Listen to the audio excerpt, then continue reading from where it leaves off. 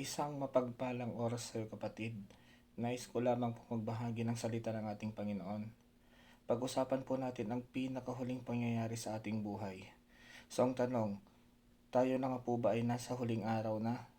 Alam niyo mga kapatid, marami din ang nagtatanong kailan ba matatapos ang mundo. Ang sabi sa scripture, di natin malalaman kung kailan, pero naniniwala ako hanggat hindi na-spread ang salita ng Panginoon sa buong mundo, hindi darating ang Panginoong Hesus. So ano daw ang mga senyales? Ang sabi sa Matthew 24, mag-ingat kayo upang hindi kayo maligaw, sapagkat maraming pupunta sa inyo sa pangalan ko at magpapanggap silang Kristo.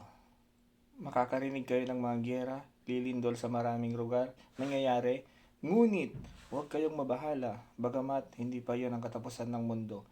Kaya't maging handa kayo sapagkat darating ang anak ng tao sa oras na hindi ninyo inaasahan. So importante bang pinag-aaralan natin ang muling pagbabalik ni Jesus? Yes, dahil kung naniniwala kang si Jesus ay muling babalik, dapat may sense of urgency.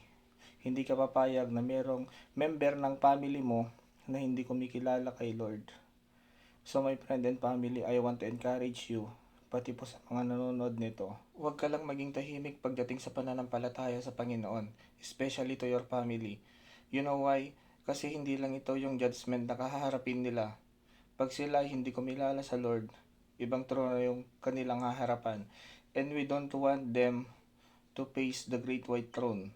Kasi sa great white throne, hindi reward ang pinag-uusapan dito. Punishment.